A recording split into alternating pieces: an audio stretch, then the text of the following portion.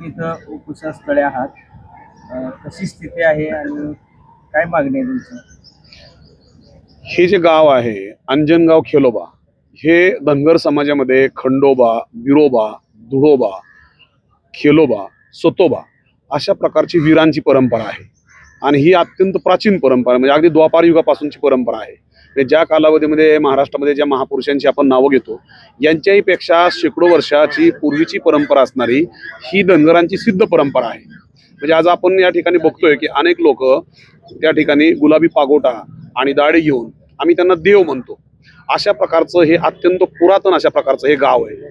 आणि ज्या ठिकाणी आता आपण आहोत हा फक्त मंदिर परिसर होता, आणि ऍक्च्युली हे जे अंजनगाव आहे या ठिकाणापासून 3 किलोमीटर दूर होतं. नंतर या ठिकाणी आपण बसलोय हा ऍक्च्युली आमच्या मेंढ्यांचा बसायचा आकूर आहे, ज्याला आमच्या भाषेमध्ये काही ठिकाणी वाडगं म्हणतात, काही ठिकाणी मेंढवाडगा म्हणतात, काही ठिकाणी आकूर म्हणतात, आणि ज्या ठिकाणी जाळी मारत त्याला वाघर म्हणतात.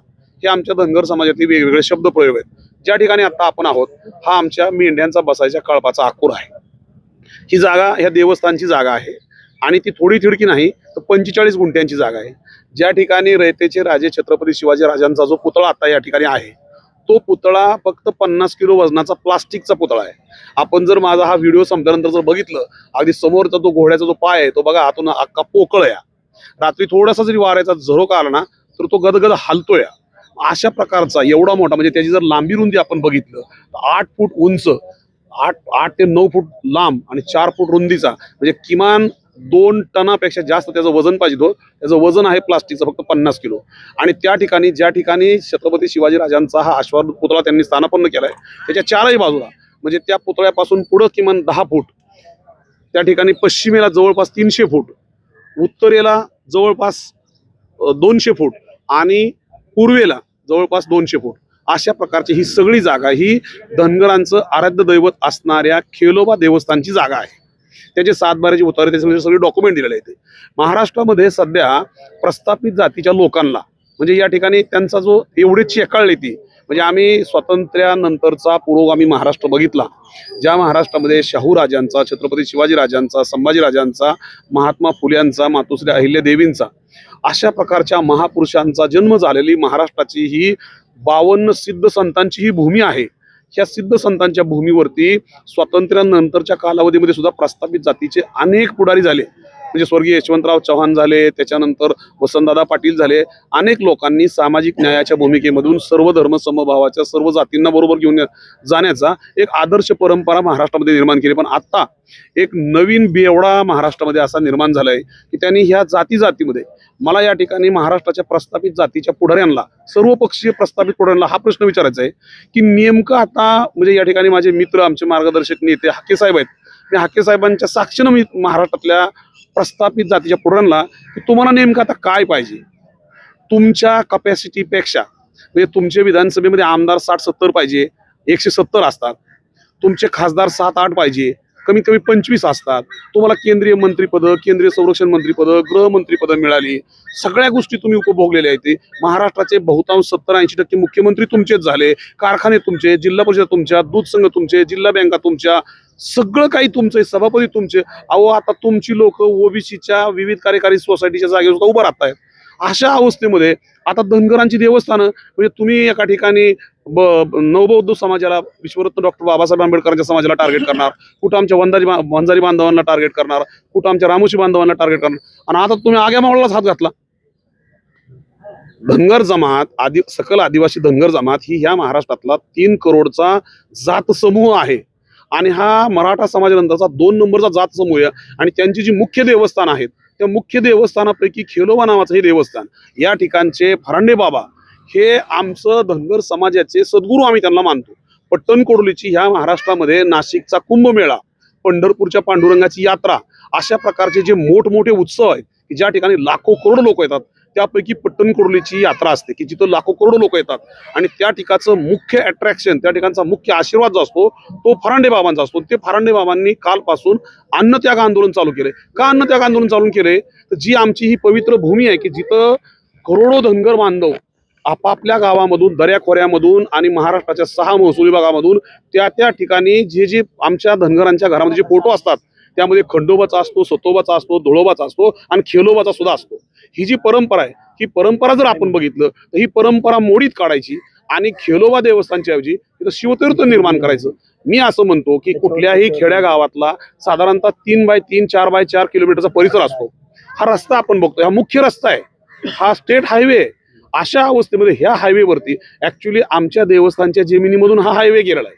आणि मी मगाशी सांगितल्याप्रमाणे हे गावच दुसरीकडे इथं येईल. त्यामुळे इथलं मुख्य जे ठिकाण आहे ते हे मंदिर आहे. ह्या मंदिर परिसरामध्ये जी पालखीचा मार्ग आहे की ज्या ठिकाणी मोठी अशी पालखी जाते, तो मार्गच तुम्ही बंद करून टाकला. आणि त्या ठिकाणी प्लास्टिकचा 50 किलो वजनाचा एक अत्यंत ह्याचा पुतळा तुम्ही छत्रपती शिवाजी राजांचा केला. म्हणजे ह्याच्यामध्ये उद्देश हा की जाणीवपूर्वक पालखी मार्गावरती, जाणीवपूर्वक धनगर बांधवांच्या आराध्य दैवताच्या प्रवेशद्वारावरती, जेणेकरून त्यांना पालखी काढता आली नाही पाहिजे, पूजा अर्चा करता. लाखो लोक या ठिकाणी येतात. म्हणजे फक्त महाराष्ट्रातलेच नव्हे, फरांडे बाबा आणि खेलोबा देवस्थान हे फक्त महाराष्ट्रातल्या नव्हे तर या देशातल्या अनेक राज्यातले धनगर बांधव या ठिकाणी दर्शनासाठी येत असतात. आणि म्हणून जाणीवपूर्वक या ठिकाणी विवाद निर्माण करायचा, आता पुतळा बसवायचा, नंतर सुशोभीकरणाच्या नावाखाली परत एक्सपान्शन करायचं आणि धनगरांच्या जेवती फक्त धनगरांची अस्मिता ठेचायची, धनगरांना त्या ठिकाणी प्रताडित करायचं. आता हे जे गाव आहे अंजनगाव खेलोबा, तालुका म्हाडा, जिल्हा सोलापूर, ह्या गावामध्ये आता 70% पेक्षा जास्त लोकसंख्या ही धनगरांची आहे.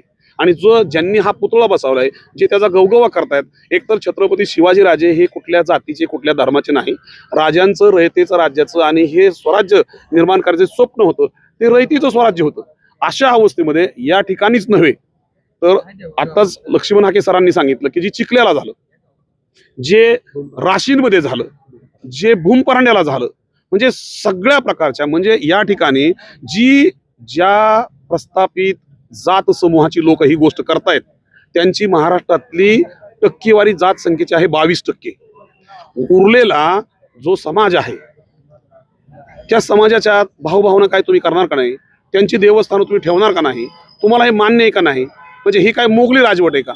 म्हणजे जो मोगलीपणा, हम करे सो कायदा, दडपशाही, धाकदपटशाह, दहशतवाद हा तुम्हाला इथं आणायचा आहे का? आमच्या देवस्थानावरती तुम्ही व्हिडिओमध्ये बघताय की शुद्ध अशा प्रकारचे पवित्र गुलाबी फेटे आणि दाढी केलेले देव या ठिकाणी अनेक बसले, ज्याला आम्ही देव म्हणतो. ही आमची परंपरा आहे, ते आमचे पूज्य देव आहेत, ते आमचे सद्गुरू आहेत. आणि ही लोक गेल्या 48 तासापासून ह्या रस्त्यावरती बसलेत, जो रस्ता आमच्या रानामधून गेलाय. आणि काल ह्या ठिकाणी माननीय आमदार येतात आणि म्हणतात मोजणी करायची. अरे मोजणी करायची कोणाची? का मोजणी करायची? एवढा मोठा महाराष्ट्राचा हजारो लाखो करोडो एकरांचा परिसर असणाऱ्या त्या ठिकाणी धनगरांसाठी त्यांच्याच गावामध्ये त्यांच्याच देवस्थानच्या जमिनीवरती तुम्ही येऊन हातक्रमण करणार आणि परत आमची मोजणी करणार. आणि त्यामुळं महाराष्ट्राच्या 13 करोड जनतेला या ठिकाणी आमचे नेते लक्ष्मण हाके साहेबांच्या उपस्थितीमध्ये, कारण काल या ठिकाणची आमची सगळी मंडळी आक्रोशित होती, पण ज्यावेळेस हाके सरांना पंढरपूरला त्या ठिकाणी स्थानबद्ध करण्याचा प्रयत्न झाला, पण मी तुम्हाला सांगतो त्यावेळेस हाके साहेब इथं आले. त्यामुळं एक ऊर्जेचा स्तोत्र हा धनगर समाजामध्ये आणि सगळ्यांच्या मध्ये एक चैतन्य आहे. आणि आता आम्ही सांगितलं की जोपर्यंत आमचा नेता इथं बसलेला आहे त्यावेळेस आम्ही हितात आहे. आणि जर ही गोष्ट आज संध्याकाळी 5 वाजेपर्यंत जर हे झाले नाही तर महाराष्ट्राच्या मुख्यमंत्र्यांनी, मंत्रिमंडळानं, महाराष्ट्राच्या 288 आमदारांनी, या राज्यातल्या 13 करोड जनतेनं आणि 2.5 करोड धनगरांना हेही लक्षात ठेवावं. खरं तर आम्ही काल संध्याकाळीच आम्ही सगळ्यात चुली बंद करणार होतो, परंतु आता या ठिकाणी आमचे वंजारी बांधव बीडमधून प्रचंड संख्येने या ठिकाणी निघालेले आहेत. बरीचशी मंडळी रात्रीच पोहोचलेले आहेत. आता इथं आमचे तांदळे आहेत. रात्री आमच्या एका वंजारी बांधावरती, म्हणजे धनगराच्या रक्षणासाठी आलेला आमचा वीर योद्धा बीडमधून, त्याच्यावरती रात्री एवढा मोठा दगडाचा प्रहार केला की त्याचा जो फरा आहे पाठीमागचा तो फुटलेला आहे. अजूनही तो इथं आता आहे, बारगजे म्हणून. म्हणजे हा विषय असा नाही. या ठिकाणी आमचा नवबौद्ध समाजाची मंडळी आहेत, वंजारी समाजाची मंडळी आहेत, माळी समाजाची मंडळी, संपूर्ण ओबीसी समाज आक्रोश आहे. पण धनगर हा या महाराष्ट्रातला आग्या मोहळ आहे. आमच्या वाटेला जर गेला तर आमचा यशवंत राजा 10-20 वर्ष सुभेदारीची वस्त्र मागतो पेशव्याकडे आणि छत्रपतींकडे, पण जर ती मिळाली नाही तर स्वतःला चक्रवर्ती सम्राट म्हणून राज्याभिषेक करून घेण्याची आमच्यामध्ये ताकद आहे. आणि म्हणून महाराष्ट्रातल्या प्रस्थापित जातीच्या लोकांना आम्ही सांगतो की जर हे षडयंत्र ह्या ठिकाणी थांबलं नाही तर महाराष्ट्राची सत्ताच काबीज करायसाठी आता धनगरांना पुढं निघावं लागेल. आमचा वीर लक्ष्मण हाके ह्या दिशेनं गेल्या 2-3 वर्षापासून सामाजिक न्यायाच्या भूमिकेमधून रात्रंदिवस फिरतोय आणि त्या विषयाला आता ते ज्या ठिकाणी जाणार त्या ठिकाणी हजारो बांधव, सर्व बहुजन समाजाचे बांधव त्या ठिकाणी होतात. लक्ष्मण हाके साहेब इथं आहेत, त्यांनी काल दुपारी ते या ठिकाणी पोहोचलेले आहेत. या ठिकाणी फरांडे बाबा महाराजांचं अन्नत्याग आंदोलन चालू आहे. आम्ही धरणं धरून बसलेलं आहे.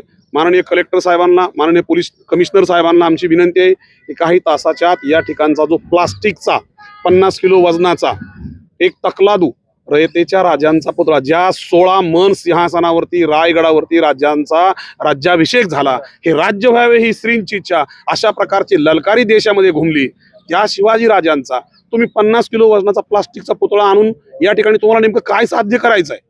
आणि म्हणून चाललेली घटना या ठिकाणी आत्ताच थोड्या टायमापूर्वी काही काल युवती जाणीवपूर्वक आमच्यामध्ये घुसवल्या. आता जे मुख्य आरोपी आहेत, ज्यांनी हे षडयंत्र केले, तीच मंडळी आता आमच्यापासून येऊन आमच्यापासून 10 फुटावरती आमचे शूट करतायत. आम्हाला आरवाजच्या अशा प्रकारची शिवीगाळ केली जाते. अरे आमच्याच गावामध्ये तुम्ही जर येऊन आम्हाला हे करणार असेल तर ही गोष्ट महाराष्ट्राच्या कानाकोपऱ्यामध्ये प्रत्येक क्षणाला जाती आहे, जात आहे. लोक ऐकतायत, लोक पाहतायत, लोक प्रतिक्रिया देत आहेत आणि लोकांच्या मनामध्ये या विषयाबद्दल प्रचंड राग आहे, चीड आहे, आक्रोश आहे. आणि लोकांनी जर व्यक्त व्हायला सुरुवात झाली तर एक लक्षात ठेवा, भगवान के घर देर है अंधेर नाही. धनगर भोळा आहे पण धनगराला तिसरा डोळा आहे. धनगराला जर तुम्ही जास्त डिवचलं आणि धनगराचा आग्यामोहोळ जर का महाराष्ट्रातून निघालं तर काय होतं हे 2014ला या राज्यातल्या प्रस्थापित काँग्रेस आणि राष्ट्रवादी काँग्रेसच्या पुढाऱ्यांनी बघितलंय. अजूनपर्यंत 2014 नंतर अजूनपर्यंत काँग्रेस सत्तेमध्ये आलेली नाहीये. आणि म्हणून या ठिकाणच्या राज्यकर्त्यांना, माननीय मुख्यमंत्र्यांना, तेच गृहमंत्री आहेत, त्यांना सर्वांना आमची विनंती आहे की लक्ष्मण हाके साहेब या ठिकाणी आहेत, आमचे सद्गुरू फरांडे बाबा माहीत आहेत, सगळ्या प्रकारचे देव आमचे या ठिकाणी आहेत. आणि म्हणून आम्हाला आता आक्रोशित करू नका. आमच्या न्याय हक्काची ही लढाई आहे, आमच्या अस्मितेची लढाई आहे, आमच्या देवस्थानच्या पावित्र्याची लढाई आहे. त्यामुळे आमच्या देवस्थानचं या ठिकाणी तुम्ही जर बघितलं म्हणजे काल स्वतः या तालुक्याचे लोकप्रतिनिधी त्यांनी SP साहेबांच्या समोर आमच्या चर्चेमध्ये सांगितलं की ह्या गावामध्ये तेवढी दगडच नाहीये. तेवढी दगड कुठून आली? जर तालुक्याचे आमदारच स्वतः कबूल देत असतील की टेलर भरून बाहेरच्या गावातल्या लोकांनी दगड पाठवली, ही ऑन रेकॉर्ड गोष्ट आहे. मी अत्यंत जबाबदारी चॅनल समोर बोलतोय, महाराष्ट्राच्या जनतेसमोर बोलतोय की या तालुक्याचे आमदार अभिजित पाटील स्वतः आमच्या चर्चेमध्ये सांगतात की एवढी दगडच ह्या गावामध्ये नाहीत. आणि आमच्या ठिकाणी त्या ठिकाणची फरांडे बाबा की एवढी दगड उपलब्ध कुठून झाली? ही दगड ही बाहेरच्या लोकांनी पाठवली. आणि तुम्ही आमच्या देवालयावरती, पवित्र तीर्थक्षेत्र असणाऱ्या धनगरांच्या खेलोबा देवस्थानावरती तुम्ही दगडफेक करता. त्या ठिकाणी वीरांची मंदिरं आहेत, त्या ठिकाणची देवांची मंदिरं आहेत, त्यावरती प्रचंड अशा प्रकारची दगडफेक केली गेली. आणि म्हणून या ठिकाणी महाराष्ट्रातल्या 2-2.5 करोड जनतेला माझी विनंती आहे की आपण त्या ठिकाणी निघा, आपण इथं या. आम्ही तर हाके साहेबांच्या बरोबर आम्ही आहोत. आमचा देह जरी गेला तर या ठिकाणचे फरांडे बाबा असतील, सगळे देव असतील, सगळे सिद्ध असतील, सगळी जनता असेल, आम्ही तर इथून हटणार नाही. पण तुम्ही ह्या ठिकाणी यायची गरज आहे. क्षेत्र खेलोबा देवाचं दर्शन बी होईल, आपल्या एकीचं प्रदर्शन बी होईल आणि या ठिकाणी न्याय बी मिळेल. आणि म्हणून मंत्रिमंडळानं, कलेक्टर साहेबांनी, कमिशनरनी, पोलीस यंत्रणेनं, कारण बऱ्याच वेळा कालपासून आम्ही बनतोय ज्या ठिकाणी हाके साहेब आम्ही बसलोय त्या ठिकाणापर्यंत जे आरोपी आहेत ते सहज पोहोचतायत, इथं येत आहेत, आमच्या गचुडला धरतायत, आमच्या आया बहिणी आम्हाला शिव्यागाळी करतायत. आणि अशा अवस्थेत ज्यावेळेस आम्ही पोलीस हे बघतात नंतर पोलीस येत आहेत. त्यामुळे पोलीस प्रशासनाला सुद्धा माझी विनंती आहे की आता आमच्या ह्या शांततामय अशा प्रकारच्या लोकशाहीला आम्ही जो न्याय मागतोय, आंदोलन करायचा आम्हाला हक्क आहे. आमच्या आंदोलनाच्या स्थळी कुठल्याही प्रकारे ज्या अतिरेकी भावनेनं काम करणाऱ्या लोकांनी आमच्यापर्यंत पोहोचले नाही पाहिजेत. शेवटी आमचा जर संयम सुटला तर आम्हाला नाविलाज असतो तर काही एखादी ऍक्शन घ्यावी लागली. त्यामुळे महाराष्ट्रातली कायदा आणि सुव्यवस्था बिघडू शकते, ती बिघडू नाही. सर्व जाती धर्माच्या लोकांनी, सर्व जात घटकांनी गुण्यागोविंदानं नांदावं. हा महाराष्ट्र आपल्या सगळ्यांचा आहे. जसा हा महाराष्ट्र शिवछत्रपतींचा आहे, तसा महात्मा बसवेश्वरांचा आहे, सेवालालांचा आहे, संत गाडगेबाबांचा आहे, संत तुकोबारायांचा आहे, अहिल्यादेवी मातोश्रींचा आहे. तर अशा अवस्थेमध्ये हा जो सगळा विषय आहे, हा न्याय आम्हाला मिळाला पाहिजे. आणि लवकरात लवकर रयतेचे राजे छत्रपती शिवाजी राजांचा जो पुतळा आहे, तो ब्रॉन्झचा पुतळा प्रशासनानं या ठिकाणी जी दुसऱ्या ठिकाणी जागा उपलब्ध आहे त्या ठिकाणी सन्मानाने बसवावा. आणि खेलोबा देवस्थानचं जे पावित्र्य या ठिकाणी जी अडचण झालेली आहे, या ठिकाणी जो विषय झालेला आहे तो थांबवावा, अशा प्रकारची नम्र विनंती प्रशासनाला करतो. धनगर बांधवांनी प्रचंड संख्येने या ठिकाणी यावं मी हाके साहेबांच्या माध्यमातून आपल्या सर्वांना विनंती करतो, फरांडे बाबांच्या माध्यमातून विनंती करतो आणि थांबतो. जय हिंद, जय मल्हार.